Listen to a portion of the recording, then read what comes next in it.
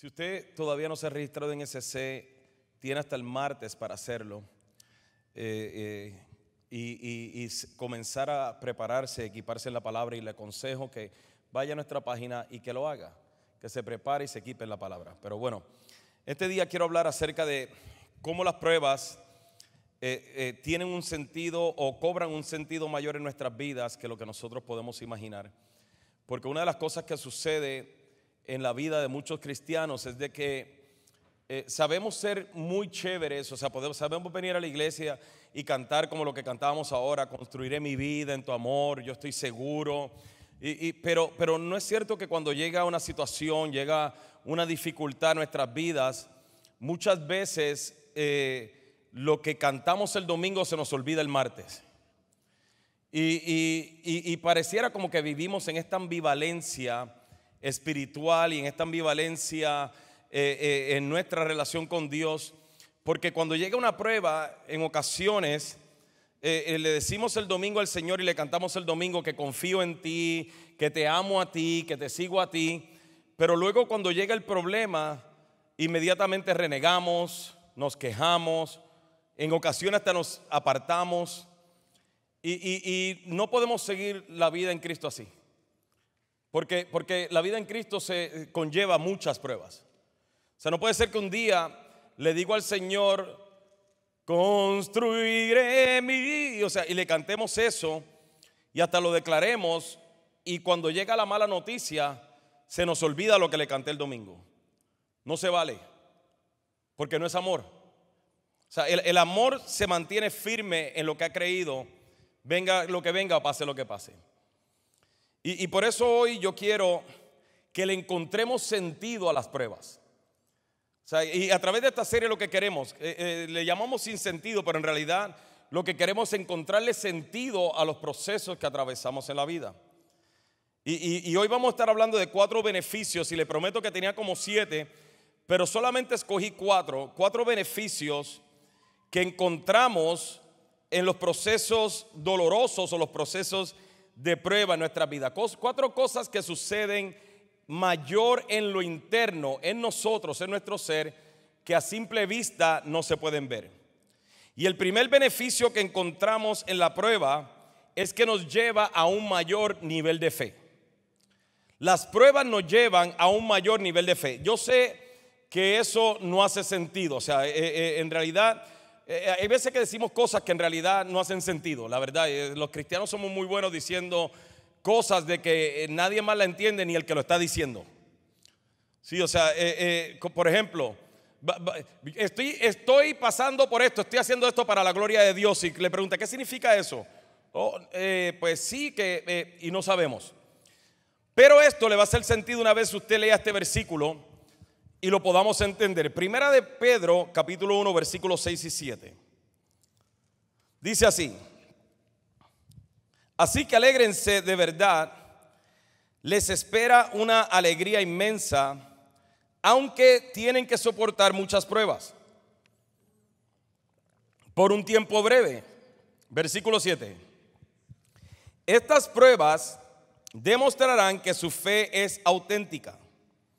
Está siendo probada de la misma manera que el fuego prueba y purifica el oro. Aunque la fe de ustedes es mucho más preciosa que el mismo oro. Entonces, su fe, al permanecer firme en tantas pruebas, les traerá alabanza, gloria y honra en el día que Jesucristo se ha revelado a todo el mundo. El apóstol Pedro, como dijimos hace varias semanas atrás, le está hablando a un grupo de personas que no tenían casa, no tenían que comer. Muchos habían perdido sus familias, otros se estaban escondiendo, otros eran esclavos, otros tenían que trabajar para comer. Y él está hablando a estas personas que habían perdido todo y les está diciendo que hay algo llamado la fe, que esta situación, o más bien esto llamado la fe, de la manera en que se purifica, de la manera en que se solidifica, es por medio de la prueba. Los que saben un poquito más que yo de lo que es el platero, saben de que el oro, para que se pueda afirmar, para que cobre una consistencia sólida, tiene que ser pasado por fuego. Si el oro no pasa fue pasado por fuego y no se purifica, las impurezas en el oro, una vez que se termina la pieza, hace la pieza mucho más frágil. Pero mientras más el oro es pasado por el fuego, ahora cuando haces la pieza, sea un anillo, un arete, es mucho más sólido, porque sacaste todas las imperfecciones de esa pieza de oro. El apóstol Pedro está diciendo que así como el oro es probado por el fuego, así nuestras vidas tienen que ser probados por las pruebas que las compara con el fuego, para que ahora tu fe y la mía se convierta en una fe auténtica, en una fe inconmovible, una fe que no te permite moverte de tus convicciones. Y luego te dice que tu fe es mucho más valiosa que el oro. Yo sé que a lo mejor usted está acá y está diciendo, no es más valiosa que el oro para mí, yo prefiero un lingote de oro a mi fe. El problema es que el lingote de oro nunca te sacará de tu condición, pero la fe sí. Y por eso es que él dice que tiene que ser este proceso en nuestras vidas con el fin de que ahora tu fe y la mía sea tan firme que no sea movida en medio de cualquier situación. Por ejemplo, la semana pasada hablábamos de Job. Y cuando hablábamos de Job, decíamos y hablábamos del proceso que Job atravesó. Y cuando usted va a Job capítulo 1, el versículo 5, usted se da cuenta de que dice aquí, cuando las fiestas terminaban, a veces después de varios días, Job purificaba a sus hijos. Se levantaba temprano por la mañana y ofrecía una ofrenda quemada por cada uno de ellos, porque pensaba, quizá mis hijos hayan pecado y maldecido a Dios en el corazón. Esta era una práctica habitual de Job. En otras palabras, Job tenía una relación con Dios. Job amaba a Dios. Job oraba a Dios. Job buscaba a Dios. Job conocía a Dios. Job tenía intimidad con Dios. Al punto tal que el versículo 8, léalo ahí conmigo y mire la descripción que Job le da al diablo, perdón, que Dios le da al diablo acerca de Job. Y le dice así: entonces el Señor preguntó a Satanás, ¿te has fijado en mi siervo Job? Es el mejor hombre en toda la tierra. Imagínese Dios diciendo eso de alguno de nosotros. Le dice al diablo, Job es el mejor hombre en toda la tierra. Es un hombre intachable y de absoluta integridad. Tiene temor de Dios y se mantiene apartado del mal. ¿Por qué creo que esto es importante? Y le explico. Dentro de nuestro concepto religioso, nosotros seguimos bajo esta perspectiva de que si yo estoy sirviendo a Dios, amando a Dios, alabando a Dios, adorando a Dios, honrando a Dios, haciendo esto para Dios, viniendo a la iglesia, no tenemos por qué sufrir. La religión nos ha traumado al punto de que la gente te dice, si buscas a Cristo todo te va bien. Y seguimos bajo esta mentira que nosotros mismos nos hemos predicado, de que el hecho de que estemos buscando de Dios significa de que no tenemos por qué sufrir, que no tenemos por qué pasar necesidades. Señor, mírame, ¿acaso no estoy en la iglesia hoy? Desde que ahora soy cristiano, mira por lo que estoy atravesando. Antes yo no pasaba por nada de esto. Antes todo me iba bien. Antes esto, lo otro. Ahora estoy sirviendo y mira, ¿qué Dios permite que algo le pase así a una persona que le está sirviendo? Job, Dios dijo de Job, le dijo al diablo, no le dijo a cualquier persona, le dijo al diablo, ¿tú has visto a Job? Es el mejor hombre en toda la tierra. Es intachable, es temeroso de Dios, es apartado del mal. No hay nadie como Job. Y con todo y eso, sufrió y pasó por un sufrimiento doloroso. Solamente estoy curioso, ¿qué nos hace pensar a nosotros que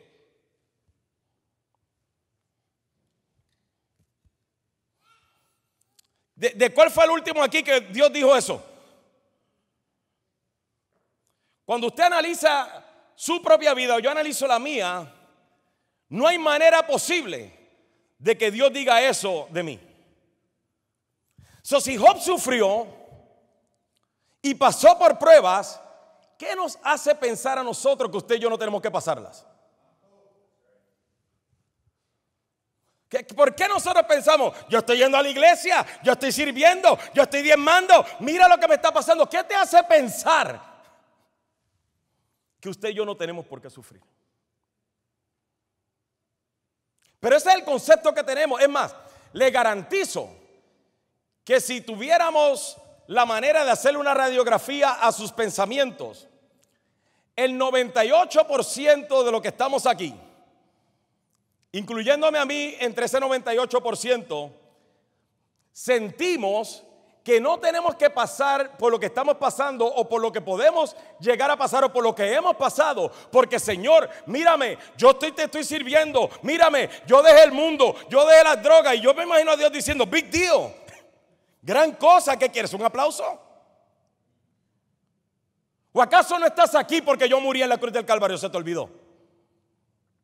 Y nosotros tenemos este concepto de por qué tengo que sufrir, que Dios es ese que permite que una persona sufra. Y Job pasó por un sufrimiento que ninguno de los que hemos estado aquí ha atravesado. Ahora bien, si Job pasó por esto, ahora usted puede estar tranquilo de decir, entonces esto no significa que yo no tengo por qué sufrir. Sin embargo, en Job capítulo 19, usted se va a dar cuenta cuando lo lea en su casa, de que Job ahora decía, llegó a tal punto su sufrimiento, que Job ahora decía, todos mis familiares me abandonaron, todos mis amigos me dejaron, hasta los niños no me respetan, mi aliento le da asco a mi esposa, todos me han dado la espalda, ni aun los sirvientes tan siquiera me hacen caso. Y aquí, amado hermano, escúcheme, míreme, aquí es donde la fe es mucho más preciosa que el oro.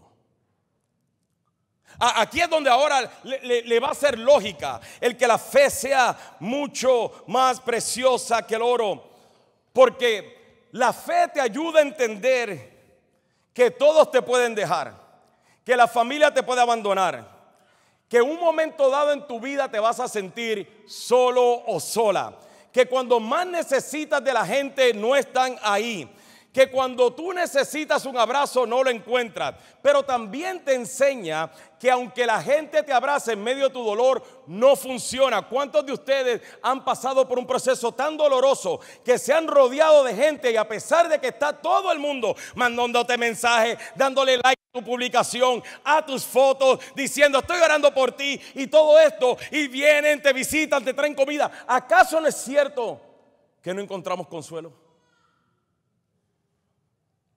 Es más, que aún los consejos que nos dan nos molestan. ¿Alguna vez usted ha pasado por un dolor, una situación tan dolorosa que no quiere hablar con nadie? Porque todos nosotros en un momento dado, cuando estamos sufriendo, no importa cuántos abrazos recibamos, no importa cuántas palabras de apoyo recibamos, nada le traerá consuelo a nuestra alma. Pero la fe es mucho más preciosa que el oro. ¿Por qué? Porque la fe te dice, no importa lo que la gente haga, nadie puede hacer nada por ti, pero hay uno que murió en la cruz del Calvario, que ese te ha demostrado cuánto te ama, y todo lo que necesitas en este momento es a Él. Eso es lo que hace la fe. La fe te dice, Dios está contigo, no te ha dejado, no te ha abandonado. La fe te impulsa, te levanta, te anima, te despierta, te aviva. Hace un sinnúmero de cosas la fe. que la gente no puede hacer. Y por eso es que Job ahora, versículos más tarde, después que él mismo dice de que aún su aliento le daba asco a su esposa, ahora él dice en el versículo 24: oh, que mis palabras fueran grabadas, oh, que quedaran escritas en un monumento, talladas con cincel de hierro y rellenas de plomo y labradas en la roca para siempre. Pero en cuanto a mí, este es el hombre que en el mismo capítulo se estaba quejando. Él dice: pero en cuanto a mí, sé que mi Redentor vive y un día por fin estará sobre la tierra. Y después que mi cuerpo se haya descompuesto, todavía en mi cuerpo veré a Dios. Yo mismo lo veré, así es, lo veré con mis propios ojos. En último, para que entienda el capítulo, está diciendo: nadie está conmigo, pero Dios sí está conmigo. Y eso es lo que hace la fe. La fe te lleva a entender que Dios no te ha dejado. Lo que me lleva a mi segundo punto, y es que las pruebas nos llevan a depender de Dios. En 2 de Corintios, usted me ha escuchado hablar mucho de esto, es mi parte favorita, se ha convertido en mi parte favorita de la Biblia. 2 de Corintios 1. El apóstol Pablo en el versículo 8, él expresa que cuando estaban en Asia fueron oprimidos y agobiados, más allá de lo que podían aguantar o podían resistir, y hasta pensaron que se iban a morir. Él dice, era tan doloroso el proceso, fue tan doloroso el proceso en Asia que pensábamos que íbamos a morir. Fue tan doloroso que nosotros no podíamos aguantar. Y luego él mismo dice, él expresa, escuche, de que Dios tenía un propósito para el dolor que ellos estaban atravesando. ¿Y cuál era ese propósito? Versículos 9 y 10.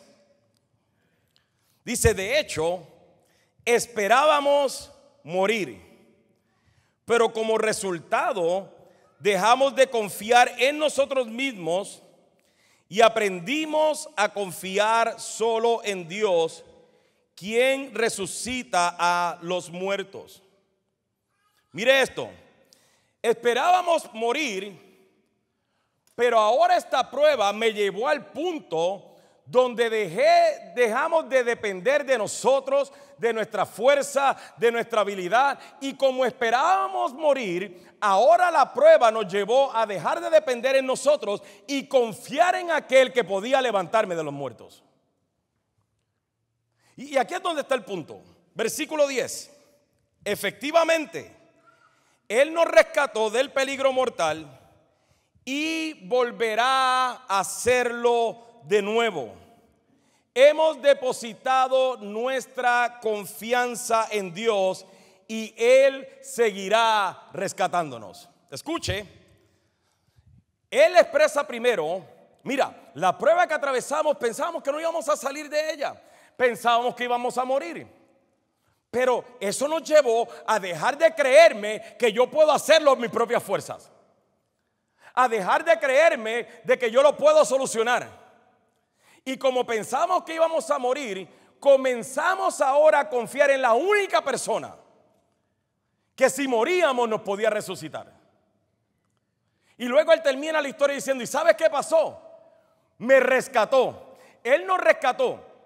Pero lo interesante de eso no fue que lo rescató, es que ahora el estilo de vida que Pablo había desarrollado conforme a la prueba que había pasado era de que el Dios que los había rescatado una vez, ahora ellos dependían de Dios para que ese mismo Dios lo volviera a rescatar, y sabía que ese mismo Dios lo seguiría rescatando.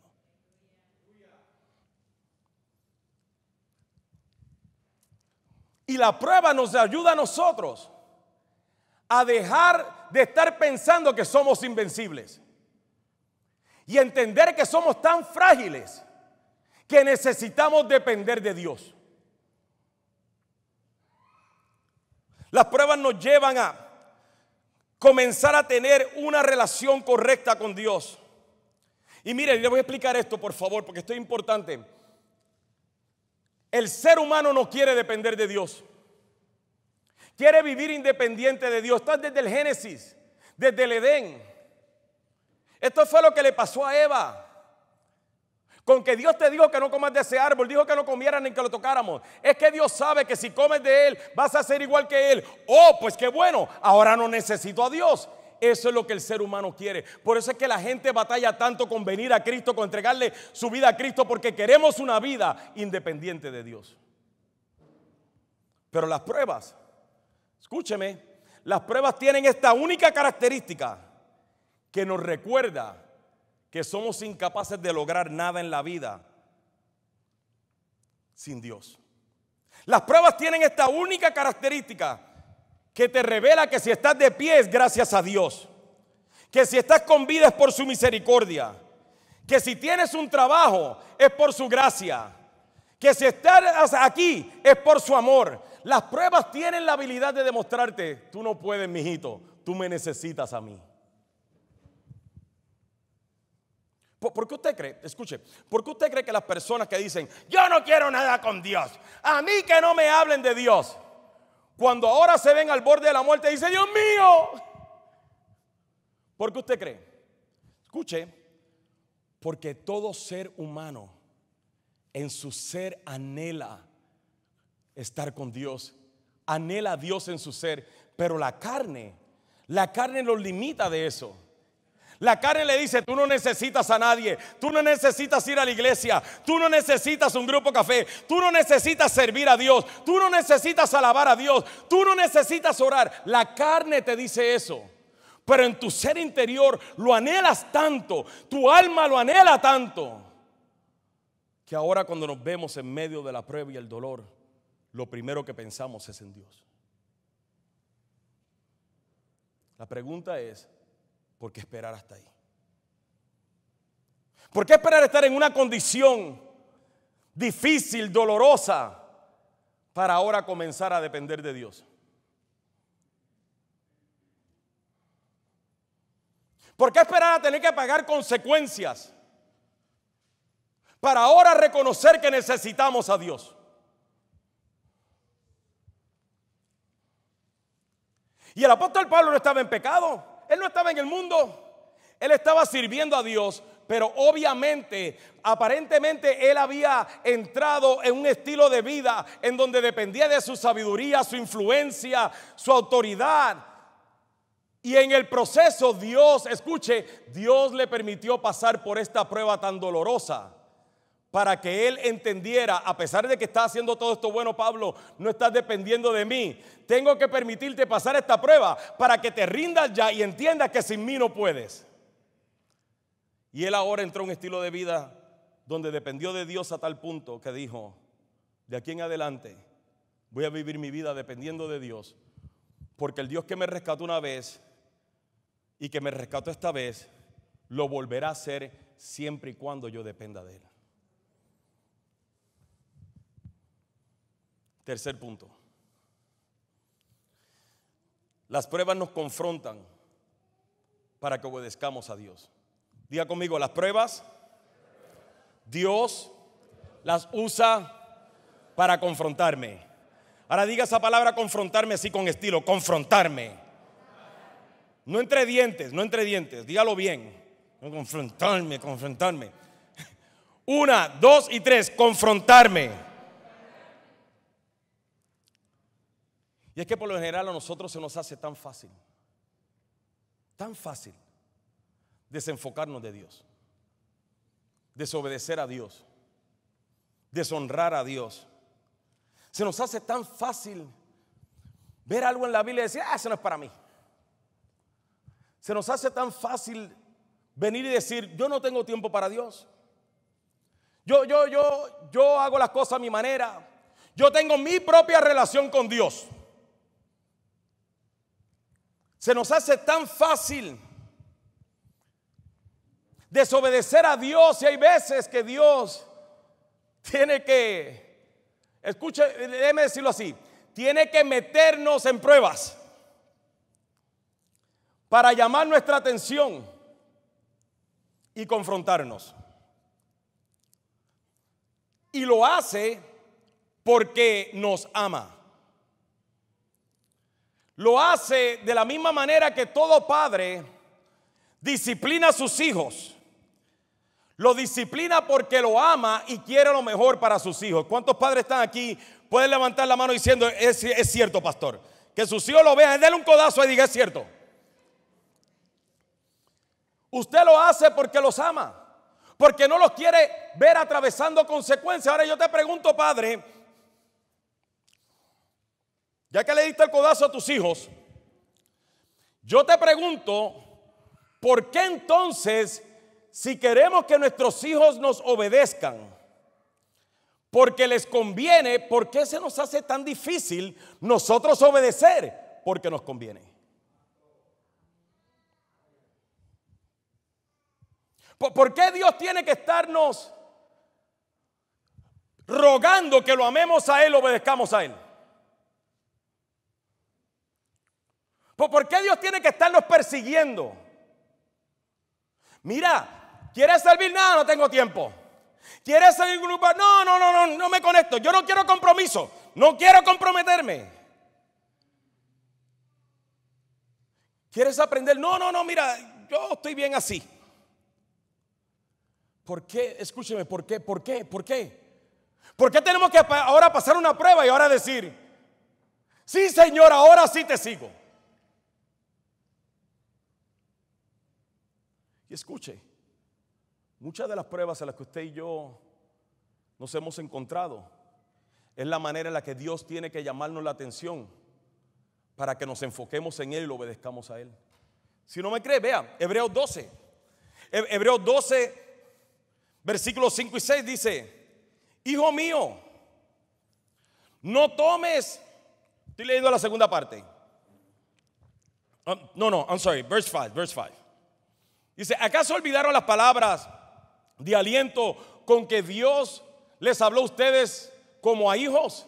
Y luego dice, hijo mío, no tomes a la ligera la disciplina del Señor y no te des por vencido cuando te corrige. Pues el Señor disciplina a los que ama y castiga a todo el que recibe como hijo.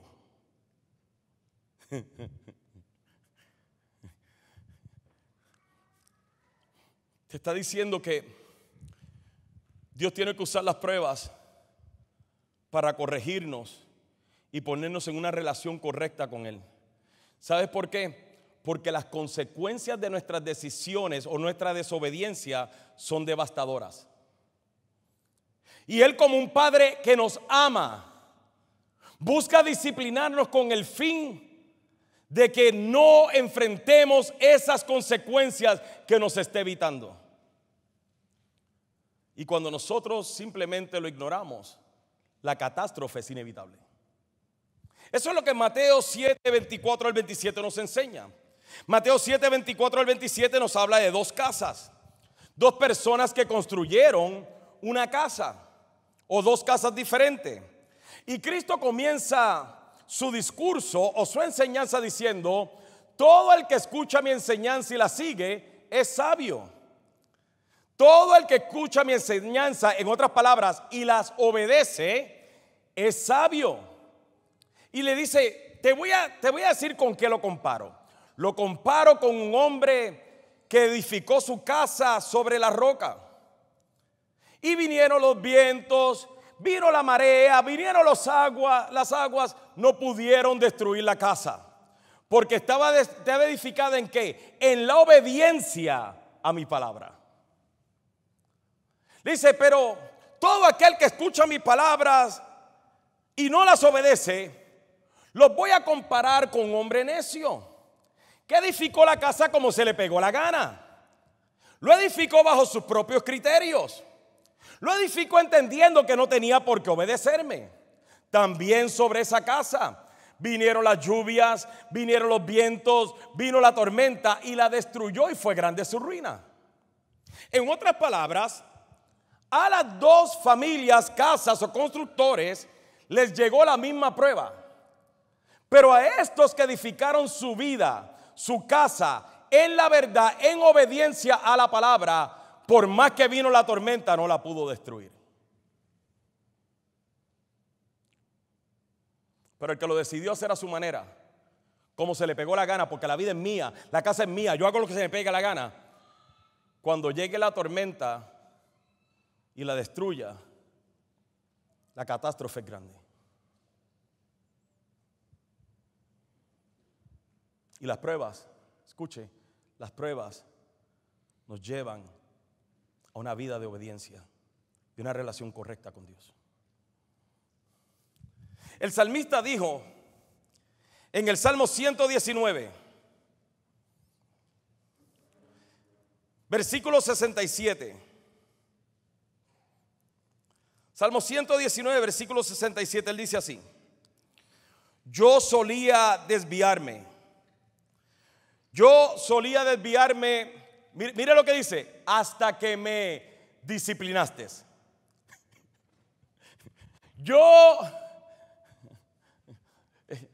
Está como nuestros hijos. Yo recuerdo cuando mi hijo Jonathan tenía como 7 meses, yo jugaba mucho lucha libre con él. Y mi esposa lo tenía así. Y a mi hijo se le hizo fácil venir y sacar la mano y pegarle una cachetada a mi esposa. Tenía 7 meses. Mi esposa, sin pensarlo bien, vino y le hizo ¡tas! ¡Tas! Le metió aquí en la mano y yo ¡ah! Yo era duro con ellos, pero se mandó, se exageró. Y yo le dije: él no sabe. Claro que sabe. Allá se rieron de Jonathan, ¿escuchó? Mi hijo nunca en su vida, aun cuando su mamá jugaba con él, quería jugar de mano, él nunca les hacía. Yo creo que le estaría diciendo: yo jugaba con mi mamá de mano hasta que me disciplinó. Y el salmista dice: yo me desviaba, yo hacía las cosas a mi manera hasta que me disciplinaste. Pero ahora sigo de cerca tu palabra, ahora obedezco tu palabra. Y yo te pregunto: ¿hasta cuándo? ¿Hasta cuándo vas a seguir haciendo las cosas como tú quieres? Sin desobedecer la palabra. O sea, yo no entiendo, o sea, perdóneme. Yo no entiendo. Hay gente que siempre está buscando justificar sus decisiones. Pues mira, vamos a diezmar y que diezmar y que se llama para aquí para allá y que se para que el pastor se compre, y lo justificamos. Vamos a servir, yo no tengo tiempo para nada. ¿Para qué? Para darle a la gente nada.